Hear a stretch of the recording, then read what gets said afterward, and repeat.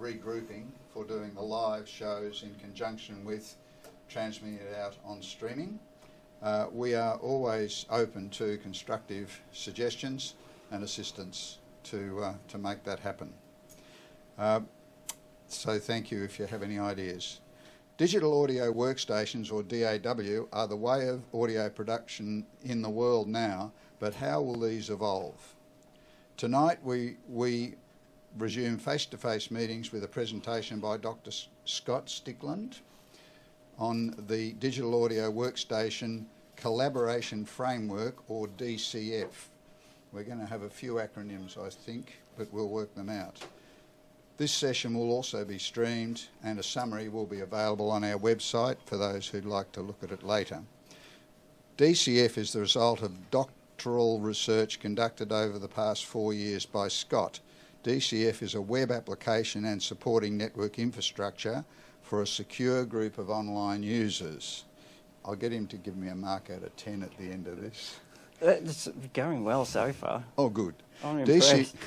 DCF provides audio-visual and text-based lines of communication to interface with existing desktop DAW applications for capture and distribution of control data to all users. The DCF web application utilises WebRTC protocols for real-time video conferencing capability, concurrent data exchange between the users, and for web MIDI protocols as well. Current development work is targeting multiple DAW platform integration, real-time cross-DAW interoperability, and transitioning to a new cloud media server architecture. I don't need to give the presentation anymore. You've done it. You've got to explain it all that. Now, about Scott. Scott Stickland, Dr. Scott Stickland, is a recent graduate of the School of Creative Industries at the University of Newcastle, New South Wales in Australia. He holds a Master of Music Technology and a Bachelor of Education in Music from Melbourne. He's taught and coordinated music programs in Victorian secondary schools for 16 years. Scott has presented numerous papers on music and audio and has contributed a chapter to the upcoming edition of the Innovation in Music book series. Scott currently teaches audio and music production through his business, Monty Sound Production, plays keyboards in the Australian touring-bound Cool Change the Ultimate LRB Tribute. That's all one thing, is it? Yeah, it is actually. Oh, good. And recently established a startup company, DCIA Technologies Limited. Thank you for listening to me. I'd like you all now to welcome Scott, and I'm sure we'll be finding out a lot of very interesting things tonight. So can you all welcome Scott? Thank you. Thank you. And thank you for the invitation too. I'm quite chuffed that I was even thought of. So, particularly considering I only graduated from the University of Newcastle officially in August, but then had my graduation ceremony in December.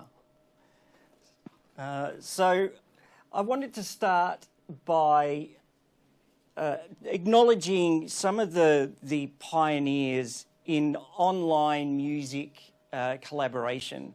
And it's not something that's just come along since COVID or even remotely before COVID, but as far back as 1996 with the Res Rocket Surfer platform, which then evolved into the Rocket Network.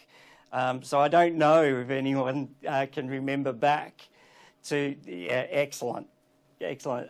So that was 96, and then going into 1999, Steinberg took up Rocket Network and integrated it into their latest version of Cubase, their DAW software. And then later on, DigiDesign, who owned Pro Tools back in that time, then also integrated Rocket Network. Rocket Network was just simply a way of file sharing DAW audio over the internet and being able to import that audio directly into a DAW project. So you can imagine back in those times, at the start of the 21st century, that bandwidths weren't particularly great, and downloading an entire, even just 3.5 minute song was quite a time-consuming exercise. So it's as far back as then that people have been thinking about how can we use the internet to really close the gap geographically. From there, Jack and Jack Trip came along. So this was more of an emphasis on audio streaming over the internet. And audio streaming is still one of the most researched topics that I've come across lately. Trying to get as high resolution as possible over the smallest amount of bandwidth in the quickest amount of time. And unfortunately, until we can break the laws of physics and actually travel faster than the speed of light, we will forever have latency issues, delays between point 1 and point 2. So Jack Trip was a platform developed by 3 people, a German guy, his name was Torben Hone, and it was basically set up for local area networks. So for example, you've got your Wi-Fi router at home, and so it's just streaming from one device to another within that particular network. But then evolved that to using compressed audio, so not as much data, but then being able to stream that over wider area networks. And so then a guy by the name of Romain Moret took up the mantle and progressed a little further using high bandwidth local area networks and auto ID of individual devices on the network. So now you could stream your audio, but you could also know exactly who you're streaming it to, which device am I going to. And then finally, Stanford, their CCRMA, Centre for Computer Research in Music and Acoustics, they then developed Jack Trip, which is an amazing way to stream multi-channel high-resolution audio over the internet and be able to at least measure latency and start compensating for that. Then, thank you, thanks. Then came along Source Connect. Source Connect was a DAW-agnostic system, so you didn't have to have a particular DAW platform to use source elements, and it would synchronize with the DAW to basically do a lot of remote recording. If you're doing a voiceover and your voiceover artist is over in Perth, then you could set up the Perth artist in Perth and stream that audio directly to your DAW.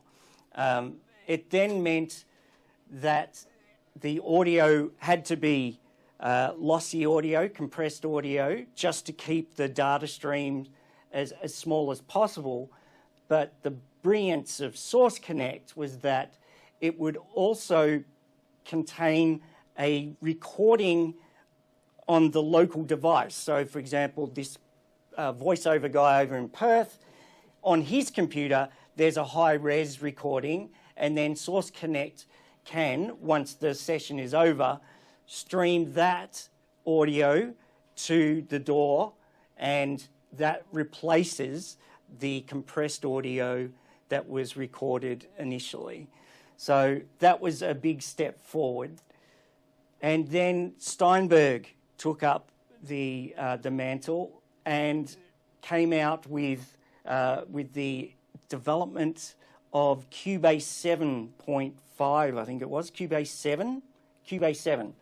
And this was their Connect Pro and Connect Performer, which is once again a remote recording artist apparatus where you can stream high-res audio directly into the DAW. And the beauty of VST Connect Pro was that you could have up to 16 channels of audio, and it would also stream MIDI at the same time, so you could be playing VST instruments as well as recording up to 16 channels of audio. And the program would compensate for the latency between the recorded artist and the person running the DAW program. So big developments as we went along. Then there was a push for asynchronous ways of collaborating, which sort of harkened back to the Rocket Network days. How can we take a DAW project and then make it available to as many people as possible? And so that came up with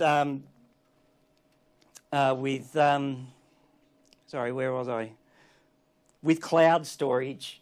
So Steinberg, is that right? Yep, Steinberg came up with VST Transit and Transit Join. That was with Cubase 8.5. And this way you could upload a DAW project, upload all of the audio files up into the cloud, and then invite other artists to share in that project. They could download the program directly into their version of Cubase and then either make duplicates of the audio that was already there so they could edit it, or contribute their own and then upload it again. And then it's just a simple case of every time someone updates the DAW project, you then synchronize your DAW at the start of your session. It'll then download all of the new audio, put it exactly in place where it's meant to be. It's also, if anyone's done any pre-mixing or panning or anything like that, it stores all of that information. So Steinberg then went on to Transit Join, which was a way to use multiple DAWs within this VST Transit system. So VST Transit by itself was only for Cubase users, whereas with Cubase Join, Transit Join, you could invite someone who uses Pro Tools or someone who uses Logic, and that you could share your audio that way. And then Transit Go, which was an iOS, so deliberately designed for iPad, and being able to share your audio that way. Not long after VST Transit came out, oh, and by the way, Steinberg's about to finish up the VST Transit feature. Obviously, it hasn't been taken up as well as what they would have liked, I think. So they're ending that at the end of August this year.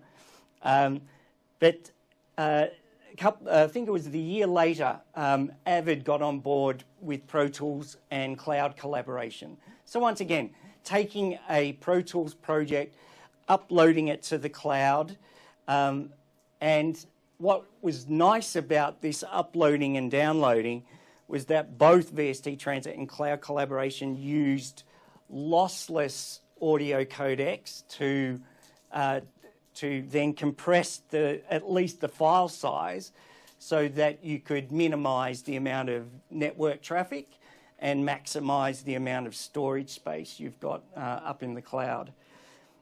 So clever use of that.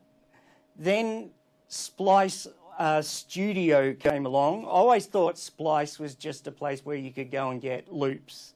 But Splice Studio came along, and it's basically a DAW versioning site where you can put up each new version of a DAW project.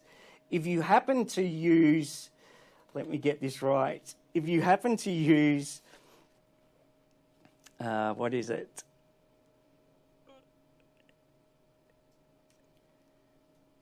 If you happen to use, oh, here we are, Ableton, FL Studio, Logic, GarageBand, and more recently, Studio One, Presonus Studio One, you can actually share your DAW project within the Splice architecture and have people collaborate that way, rather than operating on their own individual DAW platforms.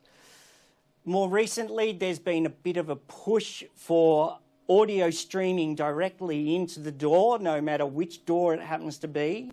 The ones I was looking at was SoundWhale, which is particularly useful for post-production because it also streams video. SessionWire, which is basically a plug-in that you can put into the main output bus as an insert, and then that streams audio along with a video conferencing facility and will stream audio using the AAC codec. And Connection Open, which is very much a similar system to SessionWire, but only for Mac software, and then the excellent Audio Movers Listen To, which is its adoption is just growing and growing. I see you nodding here. It's become almost a de facto way of sharing high-res audio playback over the internet, particularly for online conferences. 2 years ago, AES did a student mixing contest, although it really wasn't a contest, but you could submit a mix of yours, and this was for the Asia Pacific region. And because I was still doing the PhD at the time, I was officially still a student member. So even though I probably shouldn't have, I just submitted a mix of mine, not really thinking too much about it. And it was one of the mixes that got selected for this session, where some experts over in the States would listen to your mix and then give you some constructive feedback. And in all instances, even though I think we're using Zoom for the video conferencing, to actually listen to the mixes, we used Listen To, just simply because it has high-res audio streaming with minimal latency. So that's, I expect to see more and more situations where Listen To is used. Then there's a separate push for browser-based DAW platforms that use the Web Audio API, Application Programming Interface. And so platforms like BandLab and Soundtrap, who were a Swedish company, then got bought out by Spotify, and Amp Studio, where you can basically just have a DAW program in a web application. And whilst it's inherently good for collaboration, because anyone can just log on to or open up their browser and head straight to the URL and have the DAW project there and ready to go, web audio isn't at the developmental stage where it can compete with things like ASIO and all of the established audio streaming platforms that are out there at the moment. So great for projects, great for education, not so great for professional applications. And then just one final thing, because I was at the University of Newcastle, this time 2 years ago, Martin Koszolko gave a presentation on online music collaboration. And since then, he was at Melbourne Polytechnic back in April 2021, and he's now at the University of Newcastle. So I thought it would just be good to give you an update with Martin. He's now managing the International Music Collaboration Contest, where he's getting entrants from Australia, Asia, Europe, the Middle East and North America. And now that he's settled in Newcastle, he's about to start up a project in conjunction with Newcastle Libraries to make online music platforms and collaboration accessible for the general public in Newcastle. So still very passionate about pushing the idea of online music collaboration. So coming back to the PhD, when I was looking at all of these existing platforms, I needed to somehow compare all of these platforms and see whether they were lacking in anything. So I was able to break down these platforms into 4 criteria, that being it had to have synchronous interactions and communication for it to be effective. So real-time communication and real-time interacting with collaborators online. For professional applications in particular, it couldn't be lossy audio, it had to be high-res audio. And when I'm saying high-resolution audio, I'm referring back to a couple of years ago, the AES, one of the AES conferences, they did a presentation where they defined high-resolution audio as greater than CD quality, so greater than 16-bit depth and greater than 44.1 kilohertz. So basically we're saying a sample rate of 48 kilohertz above and 24-bit and above. And so obviously a professional DAW platform should be able to cope with 48K 24-bit. It had to be scalable, and it needed to be scalable beyond just one-on-one, which is what basically a lot of the remote recording platforms do. You have someone in one place operating the DAW and someone at a remote location playing, streaming the audio, and it going directly into the DAW.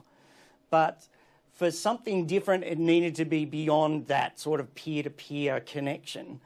And finally, it needed to have a unified ability so that everyone in the collaboration could access the DAW program and also move things around, actually use the DAW program, not just watch it or watch a stream of it.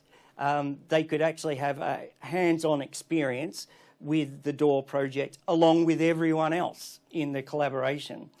And so looking at all of these different platforms, I realised that there was nothing out there that could actually deliver all 4 of those criteria at the same time, which is this question mark here.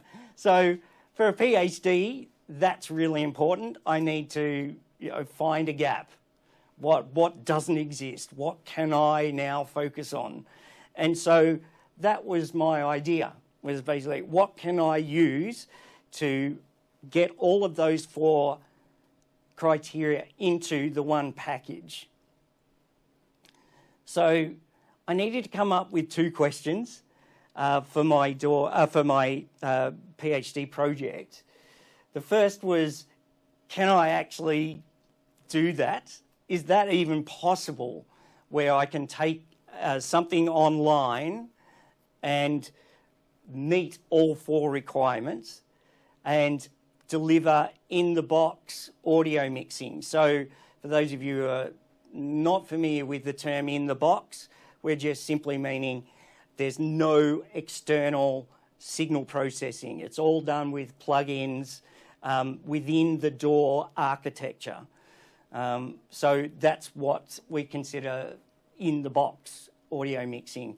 So, which is quite handy for online collaboration, because at least every DAW has the ability to use plugins. So that took me on to doing a bit of an experimentation in 2018, looking at OSC, which is Open Sound Control, and seeing whether that could work over not just a local area network, but over the internet. So here I was trying to basically replicate a control surface and generate open sound control messages and send that over the internet. Then I was looking at things, programs like Touch OSC and Touch DAW, and then looking at a second aspect of it was, well, how can I provide for something that's online? Video conferencing it just makes sense. It's a technology that's already understood, and so why not piggyback onto what exists and then see if I can develop it further. Here I was using Cisco's WebEx, and not only screen sharing, but WebEx also allowed remote users to take control of my mouse. And so I could get remote people, actually operating this DAW program that was on my computer, which is scary to think that people can do that. But the downside to that is that every single video conferencing software was streaming lossy audio, most commonly using the Opus codec. So it wasn't high resolution audio. So nice idea, but didn't fulfill that particular criteria. So then I was also looking at, well, how do I even get a secure group going online? How do I achieve that? So there I was looking at 2 options, which was multicasting, but then I found out that multicasting, and particularly reliable multicasting, can only happen over IP version 6, which not a lot of people have access to. There's certainly some ISP providers in Australia who won't give you access to IP version 6 if you're just a residential customer, to my chagrin. And so then the second option was looking at WebRTC, Web Real-Time Communication. And as it turns out, WebRTC provides all the necessary coding for video conferencing on particularly a Chromium-based browser. So here I could definitely create a secure online group. They could easily talk to each other, but would then need to go through, I know that's hard to see there, that's an MCU, which is a multi-point connection unit. So there were 2 options there that we could go to. I'll explain that a little more. But the ultimate decision was, okay, I'll use a web application and I'll explore WebRTC. So the first was coming up with a prototype where I could actually set up a video conference. But then the second part to it was then setting up access to MIDI ports on the computer. And the way I did that was using virtual MIDI ports. And I'll explain that a little more in soon. So it ended up coming up with, this was sort of the prototype that I used to test with some Australian sound engineers and their clients.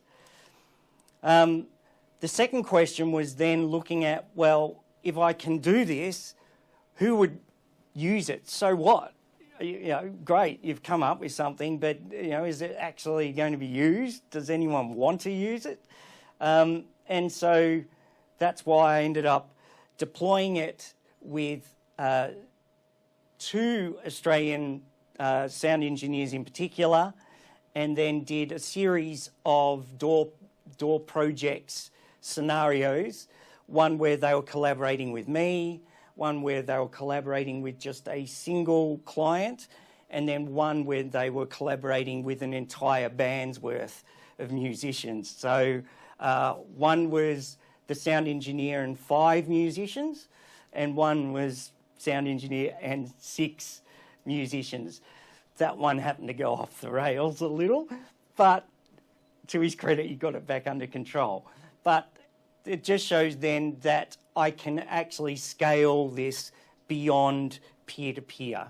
And in fact, it can scale up to 30 using access to just a standard 50 megabit per second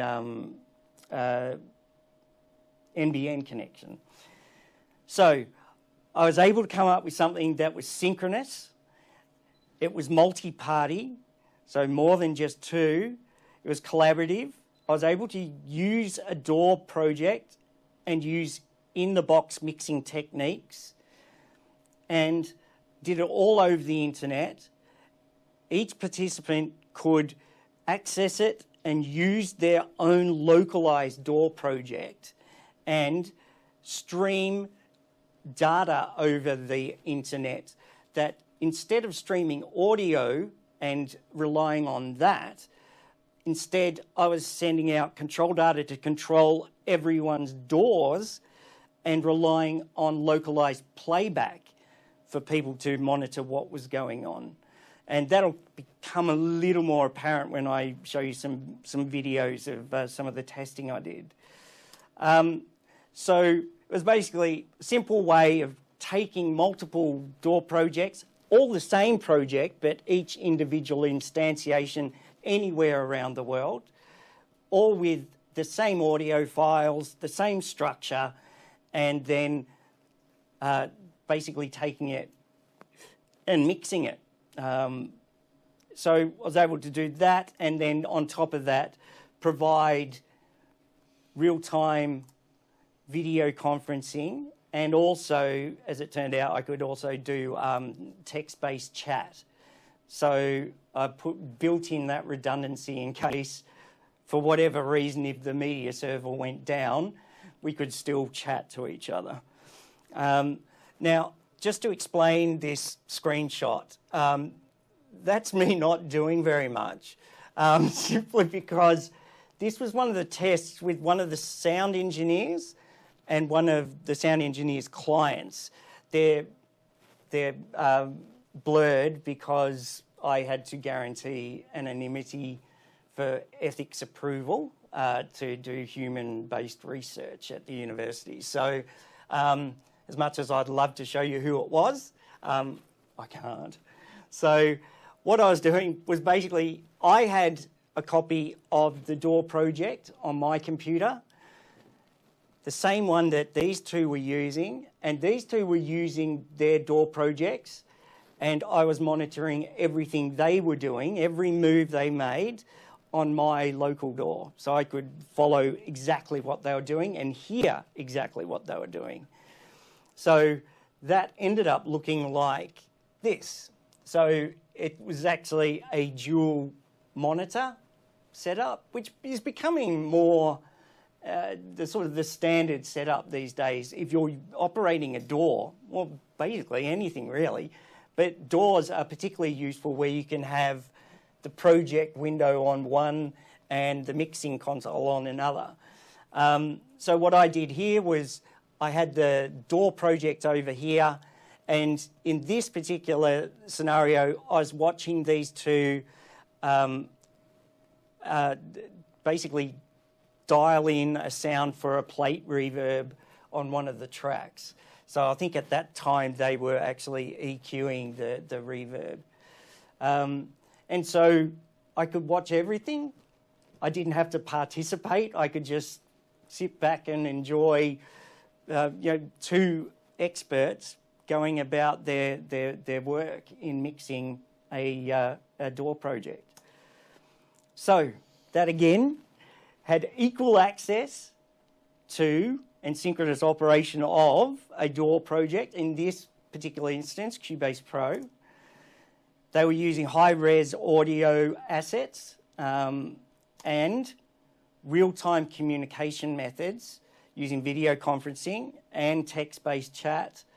And as it turned out, I could scale it up to 30 people using just I selected an arbitrary threshold of 50 megabits per second, which was essentially at the time, was the most popular choice for those who were going to higher speeds than just the standard. I think it was 12.5 megabits per second, I think, at the time. So 50 was basically, I thought, well, most people would be able to access 50 megabits per second. So then I needed to somehow take this web application and interface it with the DAW. There had to be some lines of communication between them, and that's where I hit upon using virtual MIDI ports. And these virtual MIDI ports were provided by a guy of the name of Daniel Schmidt over in Germany with his company nerds.de. And so he provided me with software that could basically generate up to 30 virtual MIDI ports. I only needed 4, but he gave me 30. So I've used internal 1, internal 2, internal 3, internal 4 MIDI ports, and then interfaced that with Cubase's generic remote implementation. Now, the generic remote implementation is a user-defined feature for integrating a control surface or a MIDI controller, like a keyboard, faders on a control surface. It was a way of basically coming up with my own MIDI mapping. And so instead of connecting generic remote to a physical control surface or MIDI keyboard, instead of that, I used the internal virtual MIDI ports, and now I had anything that was generated from this implementation over here was getting sent over to the browser, the web application. So I was able to then configure as many different features as I could. So, faders, panners, leveling, selecting, record enable, selecting an insert, insert parameters, all sorts of things, as many things as I could, and then just came up with my own MIDI mapping, which just meant, setting up an Excel file and keeping track of which MIDI controller number I've used and on which channel. So for things like faders and knobs, like panning knobs, I used MIDI continuous controllers. because they gave me a continuum of 128 gradations, so from 0 up to the maximum 127. And for buttons and toggles and switches, I used note on and note off information. So if I was pressing a button, it was just, here's a note on. If I then depress the button, there's a note off. So it was just simply taking what's already there, and Steinberg already provided this for me. I didn't ask for it, but it's instead of using it as it was designed for control surfaces, instead I used it as a conduit between Cubase and my application over here. Now, that was the first step. I then also needed to make sure that I could get synchronized playback as well. So that was the use of these second pair of virtual ports. So one person had to be the master timekeeper, so they could generate MIDI time code and MIDI clock. So one person would be setting up these, whereas everyone else in the collaboration would activate external sync and then choose that MIDI port there, which is over here. So now I've got MIDI time code and MIDI clock streaming between everyone. And then one final thing was using MIDI machine control for transport commands and navigation. So if I move the playhead to bar 14, it'll send out a message and everyone's DAW goes to bar 14. Once again, there had to be a master MMC generator, which is the same person who's the MIDI time code controller, makes sense. So the MIDI machine control master used that part, and then everyone else used the MIDI machine control. I don't like using master and slave. I think it's about time, DAW companies actually thought of something better than master and slave.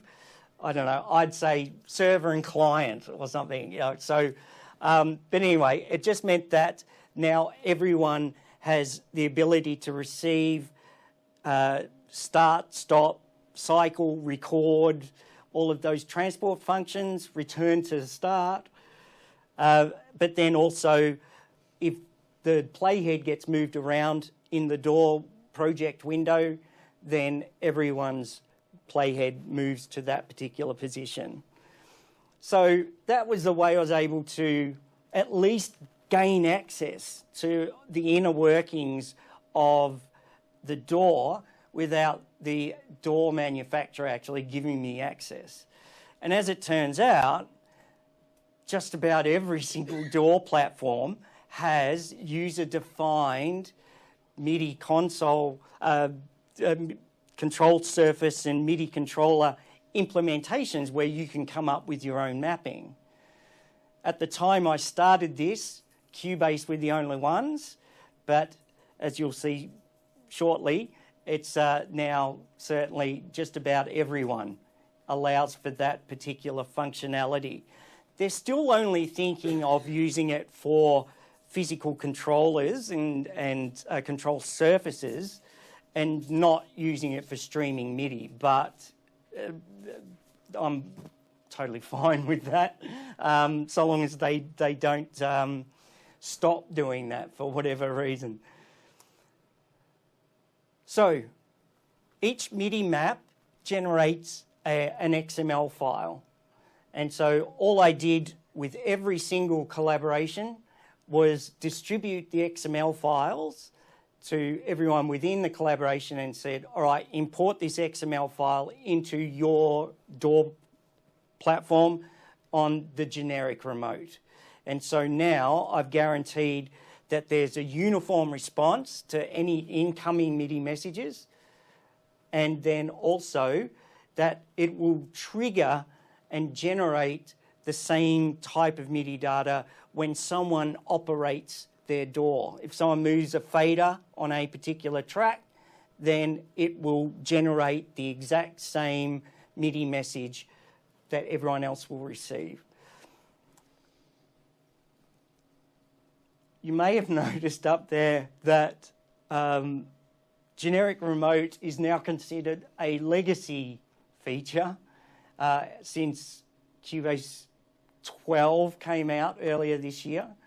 They're now moving to a scripting-based MIDI remote API, which requires JavaScript programming and ends up you can generate a virtual representation of your control surface.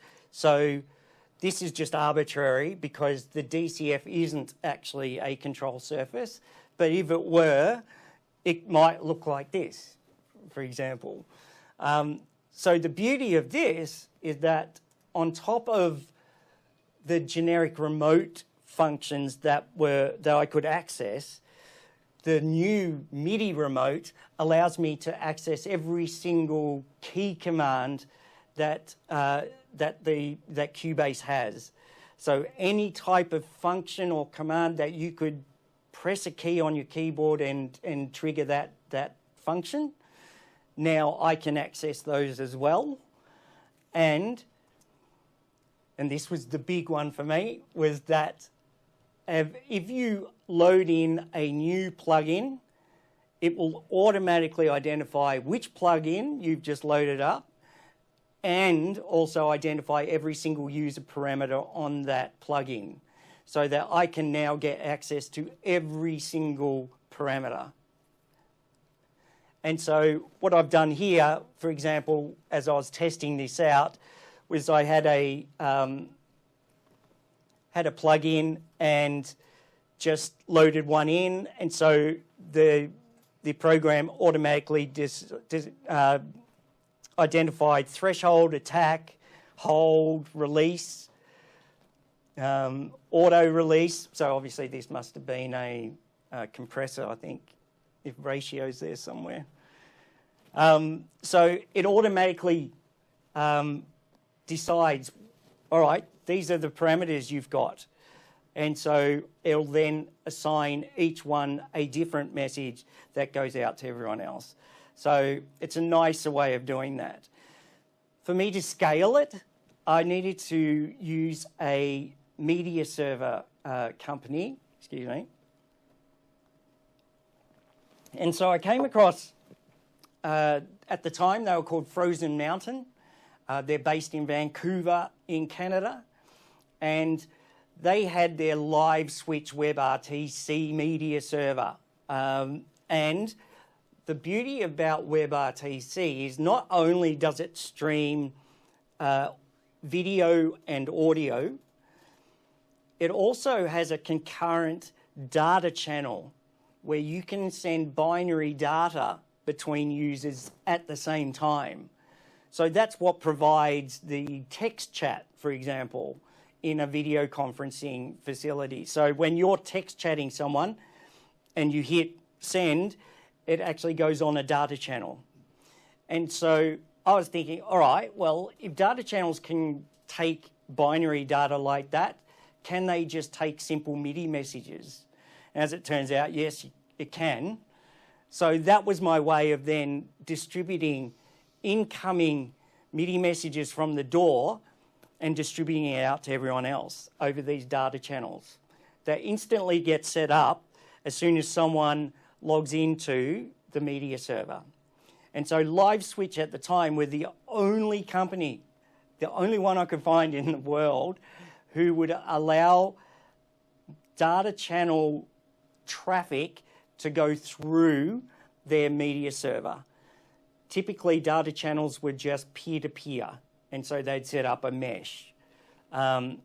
Whereas this way, I could just have one conduit going to the media server, and the media server does all the rest of the work, distributing the MIDI messages to everyone else. So I ended up coming up with 3 multi-point control unit servers, and found that that was a more efficient way of streaming than using the other option, which is a selective forwarding unit. So that's how I was able to get up to 30 clients.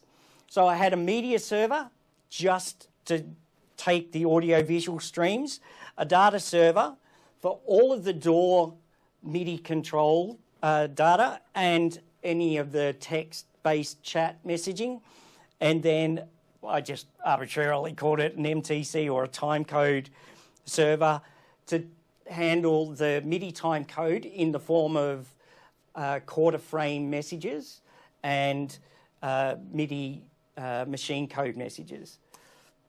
How am I going for time, by the way?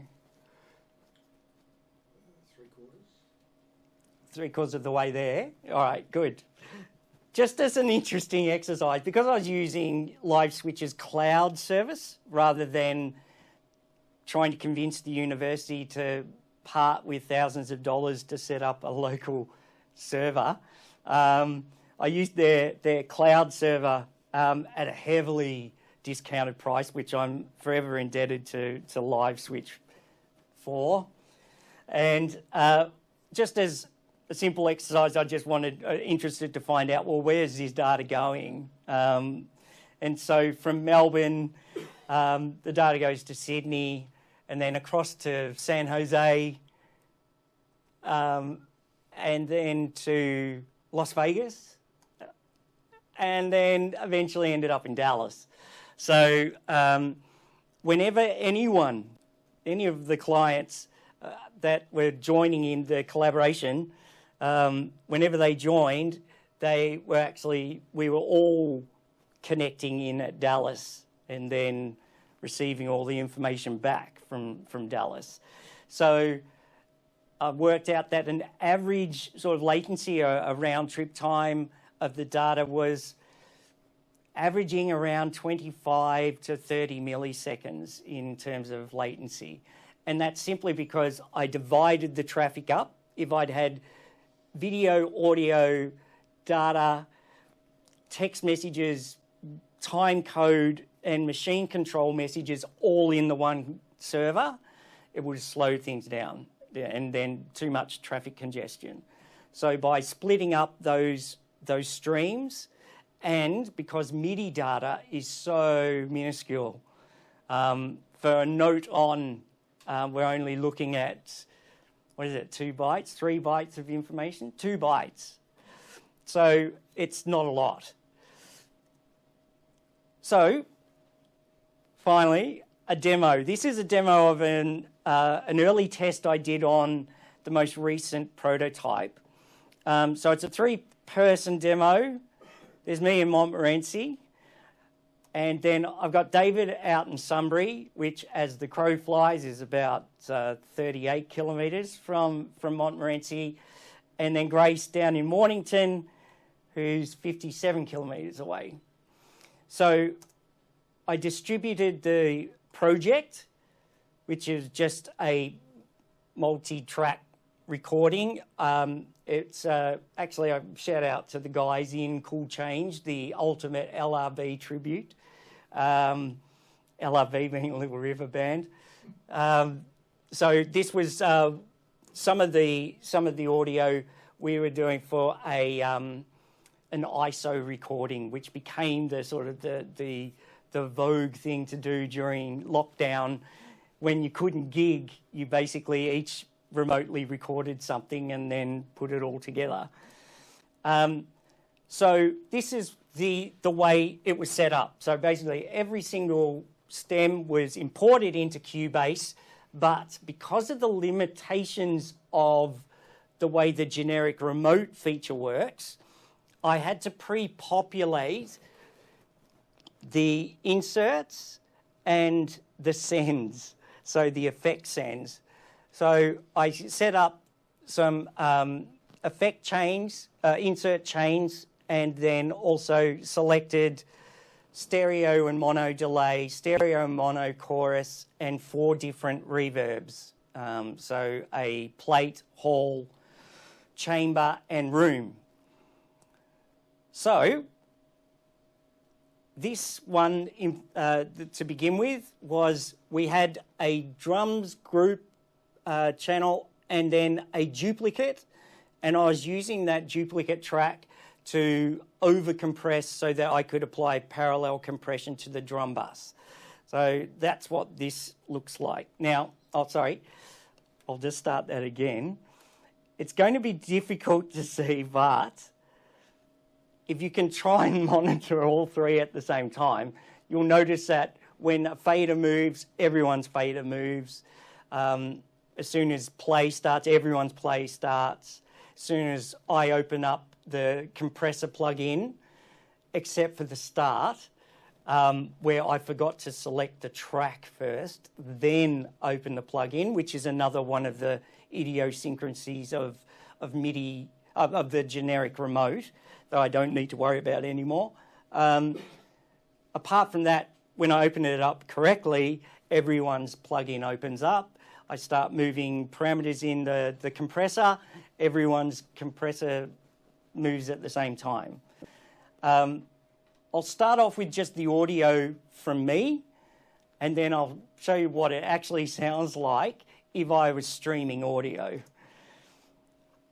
So here's me over here, and so I just soloed the drum bass, just moving faders there.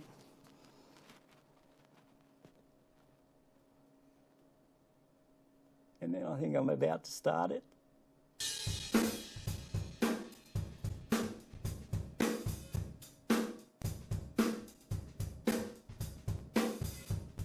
So that's me opening the plug-in, but forgetting that I should have selected that track first.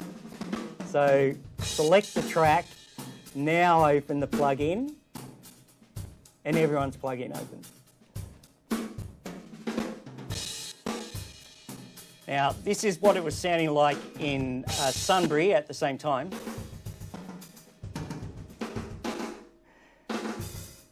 And let's add in Mornington.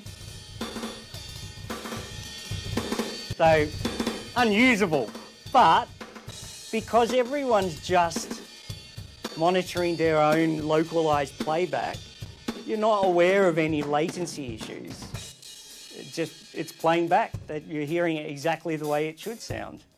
But now every single mixing move that I was making, everyone else was hearing those.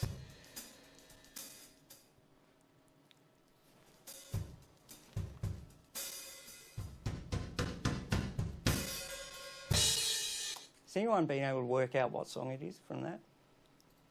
LRB? No? Here, in this one, Grace wants to add some delay to the drums. But once again, at one point, she forgets to select the track. Oh, sorry, I was just touching the lavalier.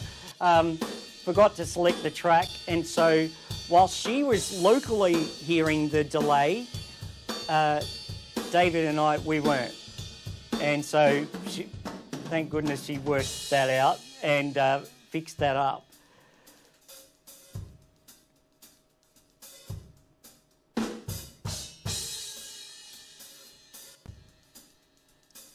So you can see that she's actually getting the delay, but we're not.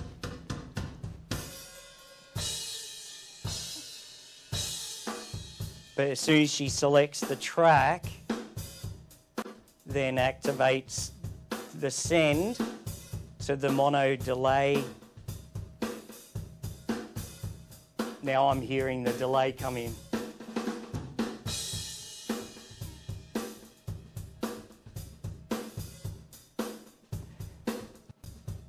And then one final example was just doing some simple EQing. So we were using the piano as a reference for the two rhythm guitar parts.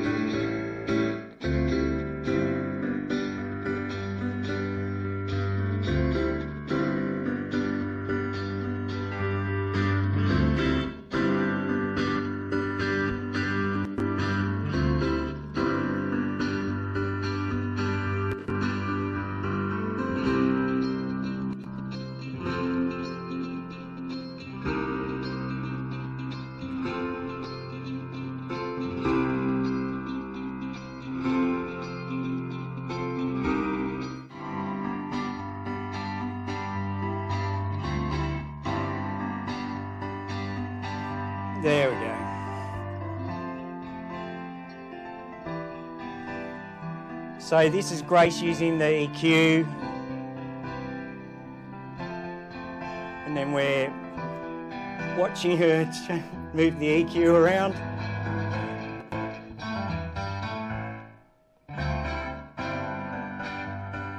She can also decide, all right, I think she wanted to put a high pass filter in, but this one's sitting as a peak filter, so she can change it. And that changes the filter on both of ours as well, so now it becomes a high pass filter. Anyway, I don't know why it's glitching like that, because that wasn't the stream glitching, so something's going on in here. So that's the DAW Collaboration Framework. Basically, I've fulfilled all 4 of those requirements. Synchronous interaction, synchronous communication. We're using high-res audio files. It's scalable, well beyond 2 people, well beyond peer-to-peer. And everyone has access to the DAW project. Everyone has hands-on use of the DAW project. And basically, as soon as you finish the session, save your project, and everyone's got the same project. That's basically it. Just to wrap up, where do I think this could go? I think it's going to be really useful for online audio and music production education. For example, Berkeley College of Music and Berkeley Online, their subsidiary, runs bachelor and master degrees in music production, but their service uses a browser-based portal, student portal, which is typical of most online courses these days, which includes videos that people can watch in their own time, which is great, but, sorry, I'll just move through this, which is great, but here's an example of one, just quickly. And I'll bring my threshold to about minus. Now that's great, Now but what if I wanted to say, or what's threshold again? You took my breath away.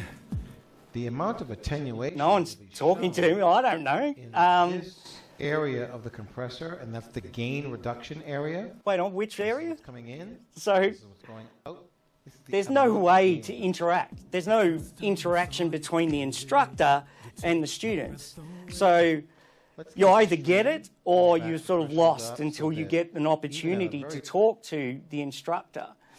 The most, Demo when you had the 3 of you, Mm. were you chatting to each other that we don't hear?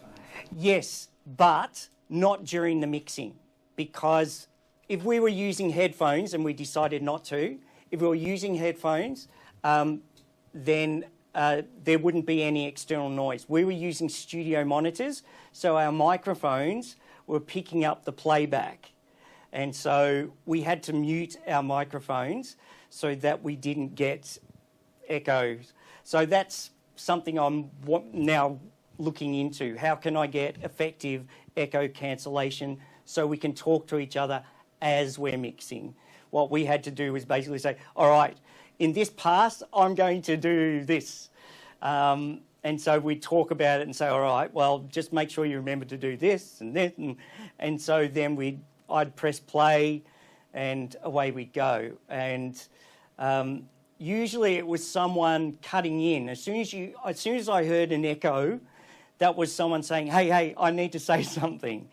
There needs to be a better way than that. The interesting thing about the video, it's lossy.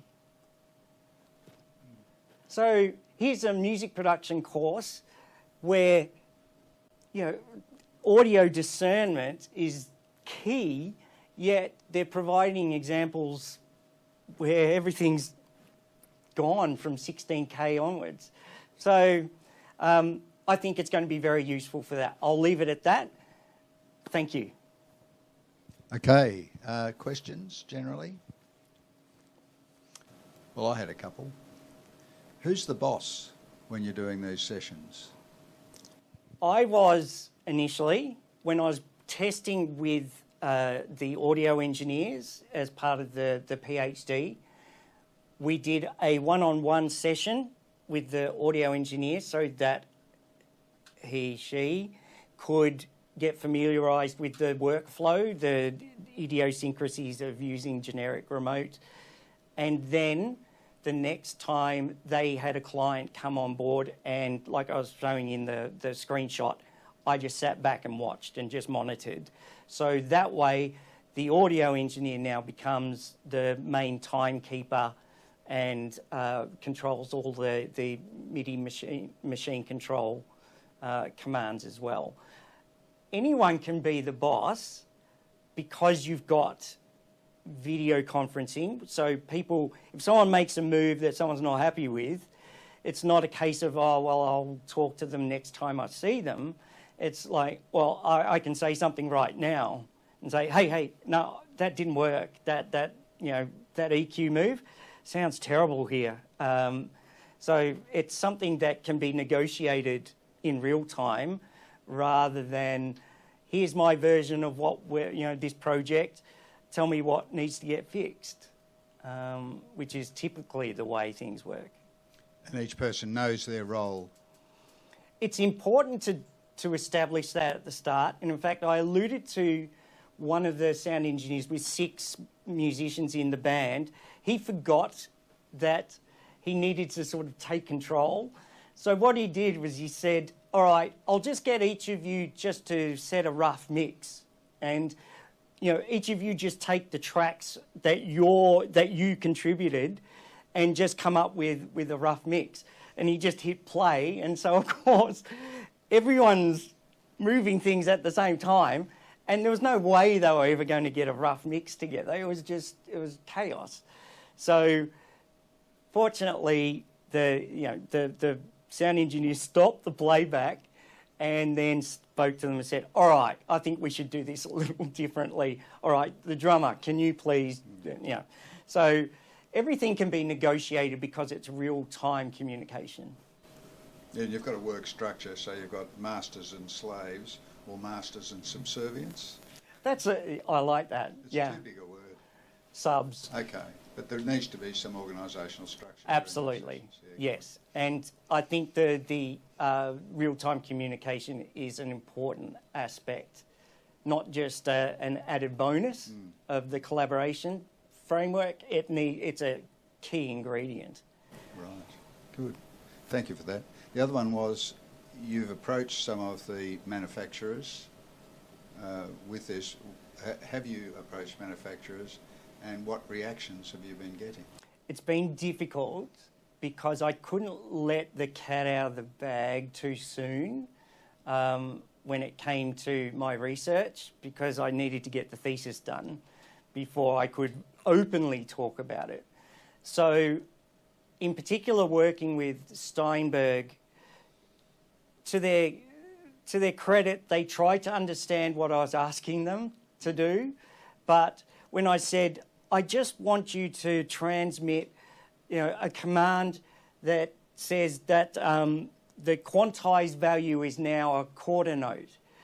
And the guys at Steinberg saying, why do you want a controller to do that? Exactly. And so it's like, well, I'm a researcher, I'm experimenting. And of course, because it's not mainstream, they couldn't do it. And you got away with that. Oh, good. So, yeah. Interestingly, I interviewed quite a few of these other music collaboration platforms, and some of them got back in touch. One offered me a job, providing I brought all of my know-how to the company. And one was just said, oh, look, I want to talk to you as soon as your PhD's done. So obviously there's an appetite for it. I'm not willing to let that go just yet. Yes, so you want to manage the intellectual property. Absolutely. Thank you for that. Questions? Yeah. Just that looked really interesting in a collaborative mixing context, but did you have any situation, or did you try like dubbing? So you're sharing the MIDI data amongst one another. Did you try a scenario where you had a musician dubbing a take using MIDI data and then triggering the respective sets of software instruments on the respective? Yes. No. is the short answer, simply because VST Connect already does that for Cubase. Right. And so when it came to PhD research, if I'm exploring something that's already existing, it's a waste of But time. could you integrate that within your I context? think yes, Yes. absolutely. And because the playback is synchronized as such, and the MIDI data stream all comes in at the same time at each endpoint, then it doesn't matter that it took 25 milliseconds to get to the person. The MIDI stream will still start exactly where it needs to at the end user. So, yeah, I think it's absolutely doable. Yeah. Any more questions? I've now got Is everyone still awake? They are, actually. Well, I found that most enjoyable, and I expect that you all did too, and the people online. Scott, thank you very, very much for sharing all of that with us. You've covered a lot of material, but you've covered it very well. Thank you. And I'd like you all here to join with me in thanking Scott in a minute. We also have a small token of esteem for you. Thank you. That's okay. Oh, It's nice. yours, nobody else's. Good. Okay, so can we all please put our hands together to thank Scott for his excellent Thank you. And I'll probably say, unless we, Peter, have we got announcements? Good, so I can actually declare the meeting closed and now all the serious conversation can start. Thank you very much.